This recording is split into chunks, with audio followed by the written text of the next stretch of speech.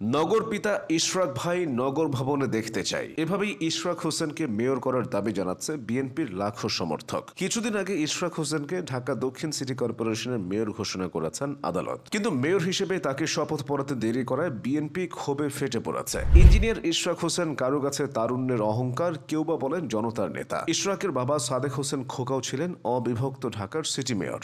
বাবার পদাঙ্ক অনুসরণ করা এই নির্ভীক রাজনৈতিক সম্পর্কে বিস্তারিত জেনে নেওয়া যাক। ইশরাক হোসেন একাধারে প্রকৌশলী ও রাজনীতিবিদ। বিএনপির তরুণ নেতাদের মাঝে জনপ্রিয়তায় যারা এগিয়ে আছেন তিনি তাদের মধ্যে অন্যতম। রাজনীতিতে সক্রিয় হওয়ার পর বিএনপির তৃণমূল নেতাকর্মীদের মাঝেও বেশ সাড়া ফেলেছেন তিনি। ঢাকা ছাড়াও দেশের বিভিন্ন স্থানে দলীয় কর্মসূচিতে অংশ নিতে গেলে ইশরাককে ঘিরে নেতাকর্মীদের ভিড় থাকে। একবার জাতীয় প্রেস ক্লাবে দলীয় কর্মসূচিতে পুলিশের লাঠিচার্জের মুখে দাঁড়িয়ে নেতাকর্মীদের রক্ষা করার ঘটনায় বেশ প্রশংসিত হয়েছিলেন তিনি। ইশরাক হোসেন 1987 সালের 5 এপ্রিল জন্মগ্রহণ করেন। তার শৈশব ও কৈশোর কেটেছে রাজধানী ঢাকা শহরে। তিনি ঢাকার স্কলাস্টিকা স্কুল থেকে ও লেভেল এবং এ লেভেল সম্পন্ন করেন। এরপর উচ্চ শিক্ষার জন্য তিনি যুক্তরাজ্যে পাড়ি জমান। সেখানে গিয়ে ইউনিভার্সিটি অব হার্টফোর্ডশায়ারে ভর্তি হন। পরবর্তীতে তিনি মেকানিক্যাল ইঞ্জিনিয়ারিং এ স্নাতক ও স্নাতকোত্তর ডিগ্রি অর্জন করেন। 2011 সালে পড়াশোনা শেষ করে কিছু সময় যুক্তরাজ্যে ছিলেন ইশরাক। অভিজ্ঞতা অর্জনের জন্য সেখানে থেকে বিভিন্ন স্থানীয় মোটর গাড়ি সংস্থায় কাজও করেছিলেন তিনি। পরবর্তীতে পারিবারিক ব্যবসায় জড়িত হওয়ার জন্য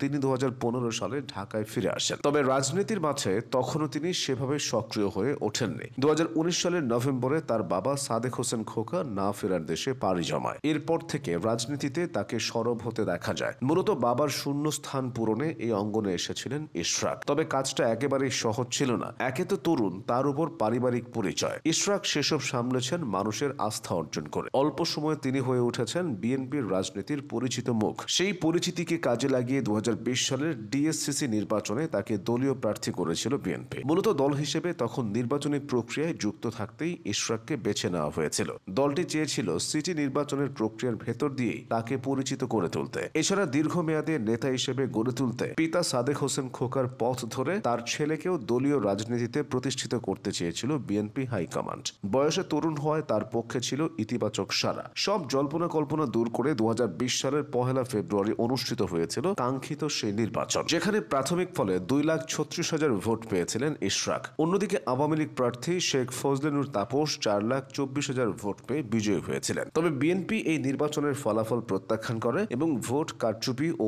অনিয়মের অভিযোগ তোলে। পরবর্তীতে 2020 সালের 3রা মার্চ ঢাকার প্রথম যুগ্ম জেলা জজ আদালতে নির্বাচনী ফল বাতিল এবং নিজেকে প্রকৃত বিজয়ী ঘোষণার আবেদন জানিয়ে মামলা দায়ের করেন ইশরাক হোসেন। মামলায় তৎকালীন প্রধান নির্বাচন commissioner KM Nurul Huda, returning কর্মকর্তা মোহাম্মদ আব্দুল বাতেন এবং শেখ ফজলেনুর তাপস সহ 8 জনকে বিবাদী করা হয়। কিন্তু রাজনৈতিক প্রেক্ষাপট বিবেচনায় সেই মামলার কাজ খুব বেশি এগোয়নি। উল্টো 2022 সালের 6 এপ্রিল একটি মামলায় ইশরাক হোসেনকে গ্রেফতার করে পুলিশ। পরে তাকে কারাভোগ করতে হয়। নানা ঘাত প্রতিঘাত এসেছে, তবে ইশরাক থেমে যাননি। রাজনৈতিক পরিবেশ দীর্ঘদিন তার এবং তার দলের পক্ষে ছিল না। 2024 সালের 5 আগস্টের পর সবকিছু বদলে যেতে থাকে। দীর্ঘ 5 বছর আইনি লড়াইয়ের পর তিনি এখন বিচার পেয়েছেন। ইশরাক হোসেন তার আস্থা ও গ্রহণযোগ্যতা ধরে রাখতে পারলে তার পক্ষে অনেক দূর যাওয়া সম্ভব। বিএনপির সমর্থকরাও তেমনটাই চান।